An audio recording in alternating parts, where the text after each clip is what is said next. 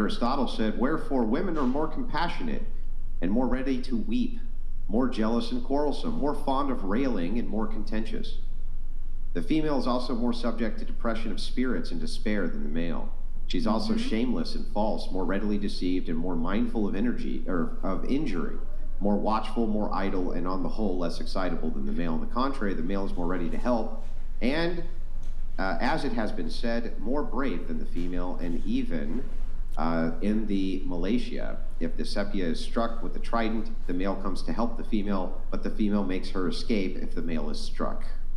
So, just saying, the philosophers of old did not seem to have, well, I mean, they had a high opinion of women, I guess, but they seem to understand the nature pretty well, didn't they? I just think that overall, like, obviously these philosophers, like, they're all male, but the one that you referenced, I like that he mentioned that women are more compassionate, because generally women are more compassionate than men, so we tend to feel a lot more. He's not saying that is a good thing. Yeah. You understand? He's not saying that. He's saying that you're compassion. Like, he's saying that we're compassion, like we have like a no emotional agility, like we can't control our emotions. Like compassion in and of itself, he's making a reference here. Wherefore women are more compassionate and more ready to weep, more jealous, more quarrelsome, right? He's saying actually that there is to their passion in this case, that their compassion is often misplaced because it's a part of their nature, right? I think that's what he's saying. You do see that comment a lot towards girls, like, oh, you're being too emotional right now, or like, oh, you can't control your emotions, and that's not usually towards guys. I do see that a lot more. I literally said it to my sister last night because she was crying, but it's like she cried because she didn't know how to express herself. So I don't know, some women, they feel helpless, that they actually can't do anything, and so their only other alternative is to cry. And I guess it kind of does play into Socrates, where he's like, oh, women cry to like get their way, and I can see that as well. I think that it's like they don't see any other action that they could take in that moment than to just cry, and it's just like a way for them to relieve like stress or built up tension within. And also women, I think that, you know, we feel like it's a lot easier to cry. I have not seen that many guys cry in my life, and it's like an Asian saying, like, guys only cry 3 times in their life. It's like when they're born, when their dad dies, and when, I don't know, their grandma, mom, I forgot. You know the saying, right? Yeah. It's Can I ask, like, would you guys feel as if like you that know, is most definitely not the saying. Isn't that the saying? I'll let you know, that is most definitely not the saying. Yeah, it's a saying. No, she knows it. It's in Korean. Yeah, Korean thing. It's a Korean thing. But that's not the 3 times they cry, though. Oh, sorry. Yeah. I think I did it wrong. It was like when they're born, when someone dies, and then I forgot the last one. When they went to the military. I think it was that one. I think guys mostly view crying as a sort of manipulative thing, or I guess most guys, because I can't say all guys, as a manipulative thing of girls to do to just get their way. But I think most girls are emotional, don't really know how to control their emotions, or they're just super emotional and just end up crying because they're hurt, not necessarily for wanting to like get their way or wanting to like manipulate their way in their situation. Because it's I have to kind of give you a firm disagreement here. So I think women don't have much in the way of recourse except 2 ways: vicious slander or through manipulation. And here's why I think this. So men always have an option women don't, which is force. Women don't even really have a force option against other women, right? It's not really something they do. Now, it has become more prominent now that women fight or are willing to go fisticuffs with each other, but it's still not nearly as common as it is with men. And on top of that, they can't do that with men. So what they do instead is their kind of ways of fighting back are either through emotional machinations or through the idea of slander, right? Those are kind of the 2 pathways that they have, because what else do they have? So if Bob is giving me a bunch of trouble, I can punch Bob in the mouth, and that's totally socially acceptable. I can't Linda in the mouth, that's totally not socially acceptable. On the other hand, if Linda me in the mouth, that's laughable, right? It's just like, okay, well, what did you accomplish here? Did you know, perhaps you hurt your hand, right? So the thing is like, they don't really have much but 2 options. And so I think that's, I do think it's a form of manipulation. Now you could argue that manipulation is necessary because that's what's at their disposal, but I do think it's manipulation for sure. I think it's the only defense mechanism that women really have besides what you just said, like going on a smear campaign. Just like a skunk gets scared and sprays, or a porcupine gets scared and puts their spikes up, women's only real defense mechanism is crying. Like, that's all they can do. I wouldn't agree with that, because I would say we could, as you know, women kind of put in the work and control our emotions and maybe come from a place with logic and conversation, you know, and not just cry. And I get it. Like, but a man who's decided to break up with you, that guy that like that video, that's how this conversation all started. That video of that girl crying, there, besides her smear campaign and her tears, there's nothing that she can do to that guy. she could leave, and then He left her. That's why she made the video, and she was upset. He gave her an. To Tier One's point, I don't think she's wrong. I think that women are capable of logical discourse and reason and everything else. I don't think they're incapable of this at all. I just think that ultimately, what backs it with men, if men have like a logical dispute or a reasoned dispute or something like this, we ultimately have something that we can defer to, force doctrine. Yes. Okay, we both think we're right, so one of us can always just beat the shit out of the other, right? So we can decide it that way. We have a threshold breaker. Completely. That doesn't exist. That doesn't exist for women. I also think a lot of times it just like simply isn't there. So Chair One, like, what do you do to get revenge, right? I know what men do to get revenge. Oftentimes, like, if I ever see that guy again, I'm going to punch him right in the mouth. And then they do it, right? They actually do it. Women don't really have that available to them. So what they do is they run slander campaigns or emotional manipulation. Like, what are the choices available to them? they could not to get revenge at all. Take and to not accountability. utilize Well, that I agree energy. with that. I'm just saying that if they were to want to, for whatever reason, that would be the option available to them. Yeah. Or there's the option of walking away, evolving, becoming the absolute best version of yourself. I mean, they might never care, but there is, like, if there was all these issues in the relationship and you step away from a relationship or from whatever the dispute is, and you fix it and you work on yourself and you become a better person, at some point, I do believe in the theory that, like, they always come back. I mean, and it might not always be a good thing, and they might not always come back in the capacity that you want them back in, but women do possess the ability to Well, let's try it this way. Okay, just quick show of hands. Do you think that women plot and scheme more than men do, by a show of hands? Oh, Yes. yeah.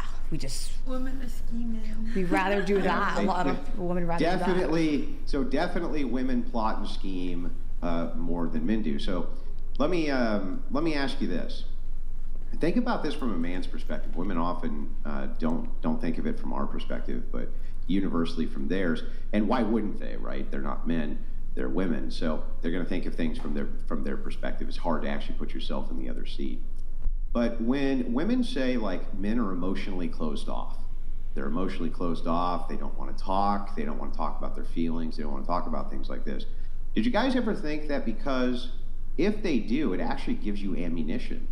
So if they tell you their deepest, darkest fears, or they tell you, or they become vulnerable with you about anything which is emotional, since they know that you scheme and plot as a way to either defend yourself or hurt other people, whereas they would just, like, them in the mouth, right? By them actually being vulnerable to you, that lays open the trap for your scheming and plotting. So in many ways, wouldn't that be a great defense mechanism? Like, wouldn't you actually give men advice? Don't tell women very much, because they scheme and plot and will do bad things to you with the information if they get upset, right? Like, that makes sense from a man's perspective. Well, yeah, because, like, society makes it to where if a man cries, immediately he's weak. Immediately he, you know, is, like, less of a man because he can't control his emotions. And then naturally, like, because I have done this, like, years ago to my first relationship where he was vulnerable with me. And I do remember mentioning to him, like, when I was crying, I was like, well, when you cried, I was there for you, you know? So that's, like, that I was kind of, like, using his vulnerability as a way for him to, like, be there for me. And Right. like, So it was a bit of plotting and scheming Yeah. and manipulation, right? Yeah, 100%. So this is the case, right? It's like, so in many ways, probably the best advice to give men is to not open up to women. Right? Just open up to the Because if right they one- the right like, one. if you do, and so, but wait, it gets worse. What if it's the case that the reason women are always complaining that men don't open up and aren't vulnerable to them is because what they really mean is this guy isn't giving me ammunition to hurt him with. In some cases, I would agree that probably, maybe most cases, I have no idea actually, but I feel like when you think about it, from the man's mind, he's like, wait a second, now that we know they scheme and plot more, and they're going to use what I say as emotional ammunition, and they get upset if I don't emotionally become vulnerable for them. If you put that together in the man's logical brain, doesn't he think to himself, wait a second, this just wants me to be emotionally vulnerable and give her my darkest secrets so that she can hurt me with them if she wants to, because what other recourse does she have? Yeah, I would say that means you just got to get to know the person that, you know, you're investing yourself with, to like understand their mindset and where they would come from or how they would treat you, and trust that they wouldn't do that to you. So I just wanted to just briefly kind of wrap this up with, have any of you ever been with a person who like switched on a dime, they changed on a dime, and suddenly you found yourself having to defend yourself from like vicious allegations or rumor mongering or things like that, or even had a close friend, by a raise of hands, who's done that to you?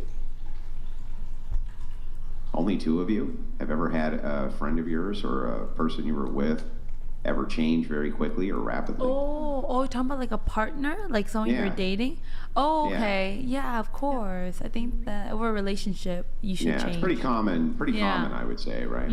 So if that's the case for you, men would probably think that that would be the case for them too. So again, why would they be vulnerable? But I think men... Yeah. I didn't mean to cut you off. I think men do the same thing to women. Men are fixers, so if you complain about something, they'll try to fix it for you, but they also kind of store that complaint in the back of their mind, and they start using anything that you say to like psychoanalyze you, and a lot of times try to convince you like why you're messed up and like why they can like fix you. Okay. Men take the same thing that you're saying women do to men do to women, and they, like, in my opinion, it's... What? I don't know. Wait, what?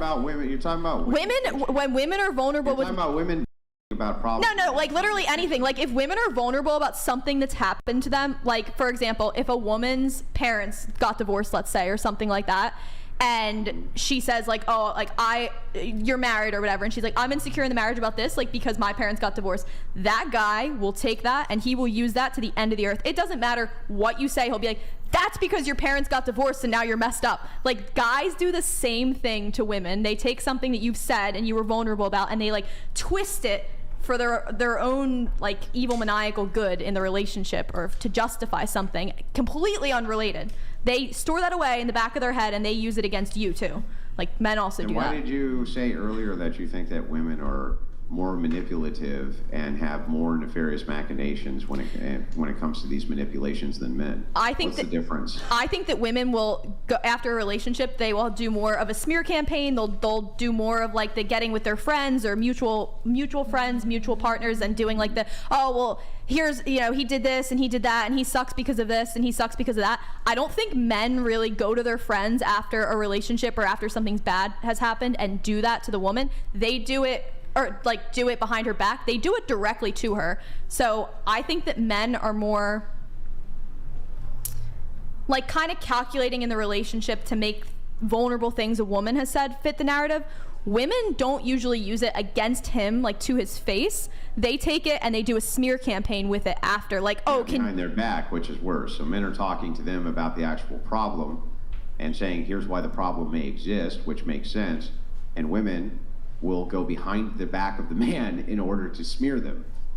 Isn't that way worse? Yes. Yeah, so then when you're talking about this, I would put this in the category of, right? So it works like this. Men do to each other, they gripe to each other occasionally. But if there's too much griping, we look over at the other guy and we say, hey, shut the up, I don't want to hear your anymore. Shut up, I don't want to hear it. Be quiet, go away, right? This kind of thing. And then we make fun of them and clown on them. And then what that does is it prevents them in the future from anymore, right? Because they know that there's going to be a bunch of negative feedback from men. Yeah. But we can't do that with our women, right? We can't just be like, you know, why don't you shut the up because I'm tired of hearing your shit, because that's not socially acceptable, but that's how we do it with other men, right? That's how we do it with my ex-fiance literally would do that. He would literally be like... From us, imagine, hang on, almost done. Okay. So from our perspective, imagine you're dealing with a woman and she's in this category of all the time. Of course, it's going to be categorized, and when you're trying to fix the problem which is making her right, you're going to try to analyze what's causing the problem so you can fix it, right? That makes sense. That does make sense, but I've had it before, like where, like I was just saying, my ex-fiance would literally look at me and he would be like, shut the up, I had a long day at work, like I don't care, like I don't want to hear about your problems. But I've also had it where well, I mean, he sounds awesome. But. Yeah, Oh you would like him actually, I think. I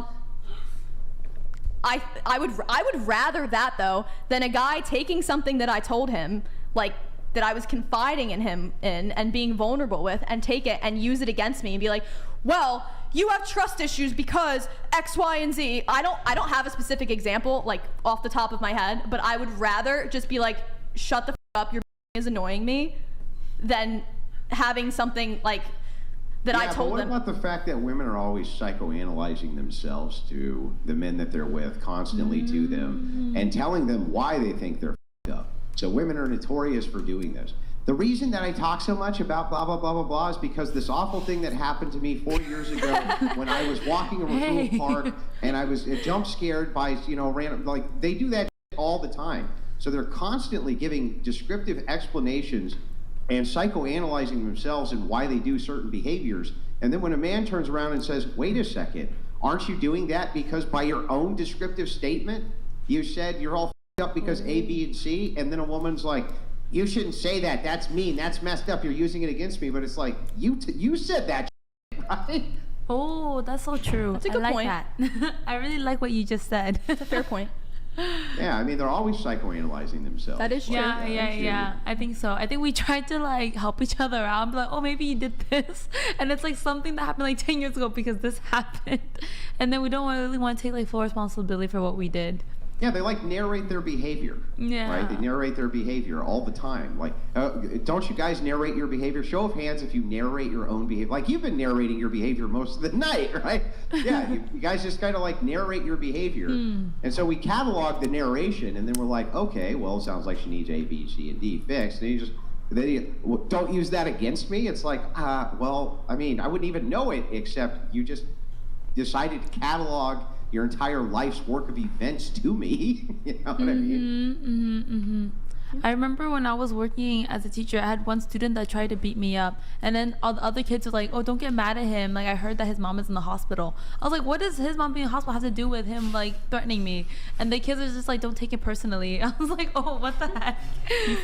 You forgot to start with one time at band camp. Yeah, every time you talk, you're supposed to do that. Yeah. Did you have more on that, Andrew, or good to move things on? Okay. All right. AKA the closer. Andrew, on the back of what you said about men being able to use force with other men as a means of conflict resolution, what recourse do men have against malignant women, if any? They don't have anything. The only thing that they have is counter-reputational damage, which makes them look mean and makes women look like victims. So the problem, especially in modernity, is that when women begin slander campaigns and men defend themselves, usually the only way that they can do so is to be vicious back. This is unfortunately the side effect of slander campaigns, is in order to defend yourself, like let's say for instance, a woman is abusive to you and she's hitting you, things like this, and one night you physically grab her and move her, or move her out of your way so you can leave or something like this. She files a police report. And now you're being slandered as being abusive, this type of thing. Well, oftentimes the only way that you can defend yourself from such slander is to be like, no, this lady was hitting me constantly, she was awful, this type of thing. But it makes you, because you're determined socially by what is called the Schrodinger feminist phenomenon, which is I'm a very empowered, badass woman, or the worst victim you've ever seen, depending on which situation benefits me most. In this case, women will often portray while they're slandering you that they themselves are the victim if you hit back, right? So this would be the same thing in the context of if a woman punches you in the face and you punch her back in the face, she still immediately gets the victim status, even though really she doesn't deserve it. Right? Can I ask a question to the panel? 1 sec. Also on This is basically a holdover from chivalry, essentially.